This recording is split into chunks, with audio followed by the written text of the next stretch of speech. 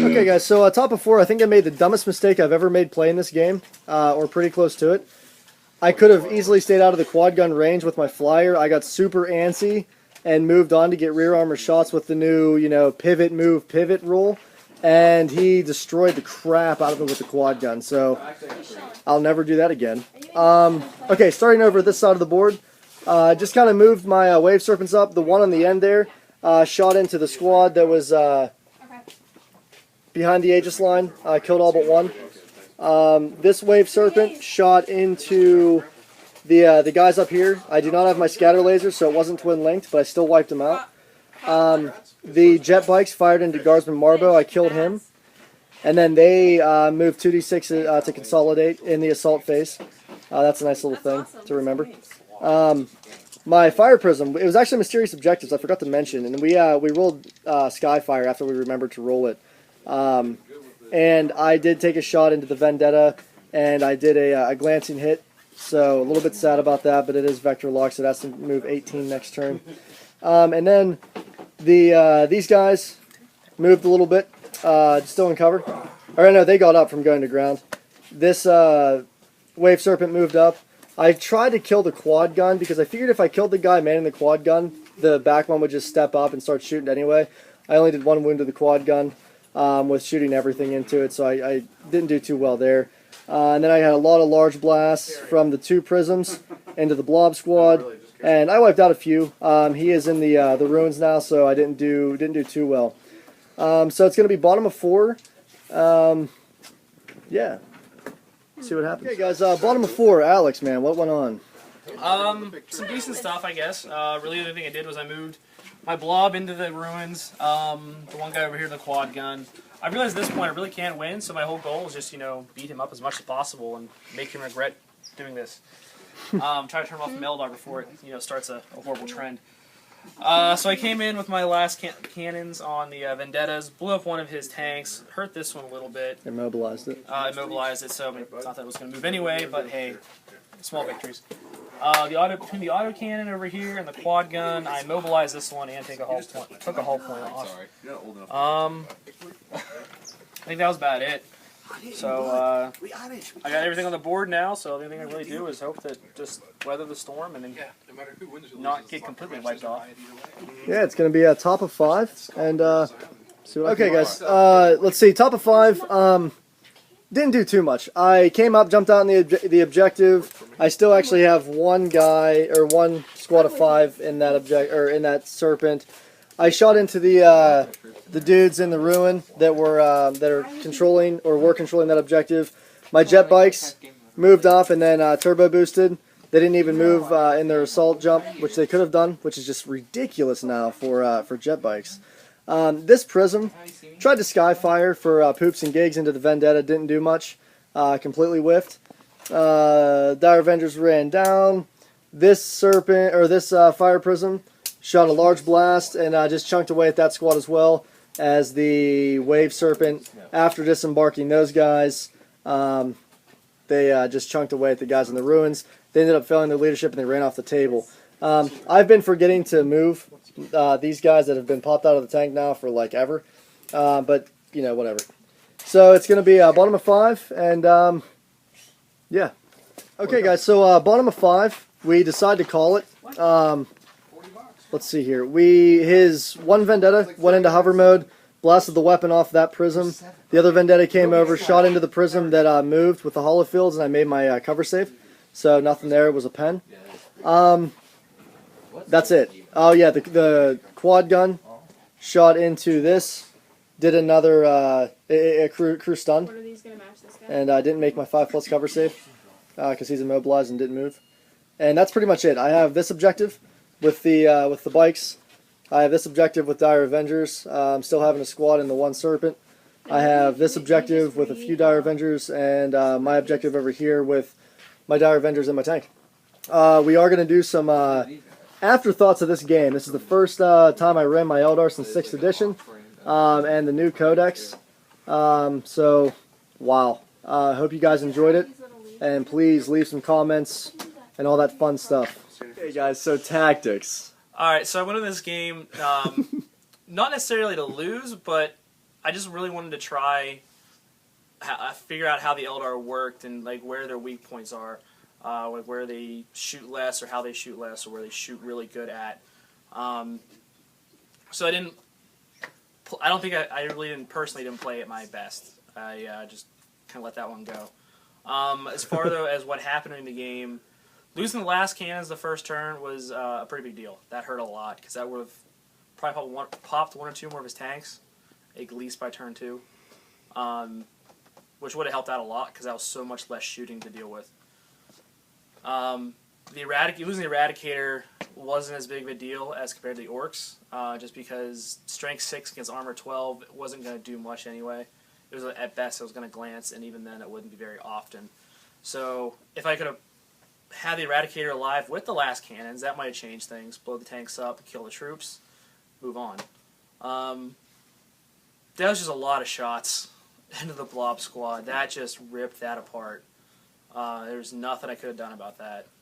Cover saves were ignored. It's going to ignore my armor saves. I just can't deal with that, so I'm going to find a way to either protect the Blob Squad better or do something different with them that I don't get killed so fast. The only good thing that happened with that game was the Flyers. Since he went first, his Flyers came on first and didn't have anything to shoot at.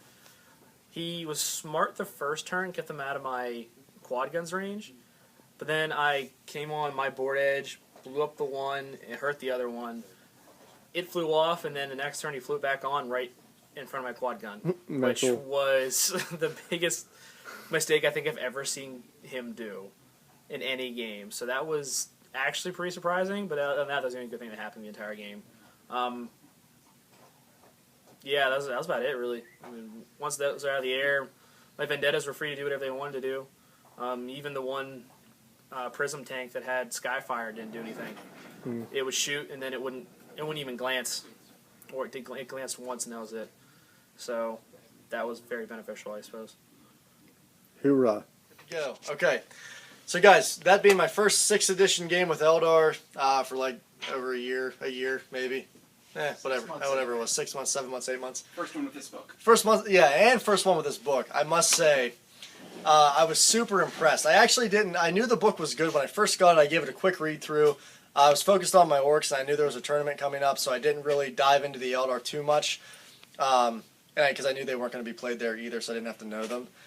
I missed so much awesome stuff about the book that made them amazing, and then after just kind of like looking through it real quick, building a list really quick, that was mainly my 5th edition list, they are awesome. I didn't expect to kill that much crap on turn 1, and then on turn 2 wiping out like over half of his army. I just did not expect to happen.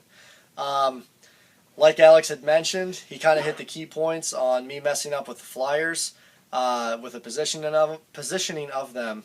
I'm not 100% sold on the Crimson Hunters. They're super, super good. They're going to take down any flyer in the game, but with the Tau and their Interceptor, I don't think they can survive Interceptor. Now, however, being able to move on and turn, you can probably get a position to where you're out of the range of a lot of Interceptor guns, except for the last cannon that has like a crazy range on it. So if you take them, I mean, I need to playtest them a lot more than the first game, but if you do take them, you got to really, really, really pre-measure, be super careful, and really know how to position them, because they will go down if they get shot at. So that's up in the air for me. Back to Dire Avenger squads. I used to run them. I'd jump out in Bladestorm. Now the freaking Wave Serpent just completely takes over the entire role of anything that the Dire Avengers used to do. They pretty much, now you have all in one tank. The amount of firepower from one tank was, in my opinion, completely overwhelming and insane. Especially, now I didn't upgrade them with the cannon, the Shuriken cannon. Definitely do that. One of my buddies here, Thomas, very, very good math hammer guy. He commented on, kind of showed me the light of taking the cannons, and definitely awesome. So, you know, the more strength 6 amazing shots you get, they're wonderful. So Wave Serpents for the win. Dire Avengers didn't really do much. I don't really think they should do much. Take them in small squads of 5. Keep the Wave Serpents cheap. Field a crap load of them. The Fire Prisms. With the new addition of the three separate shots, the Bright Lance definitely comes in handy.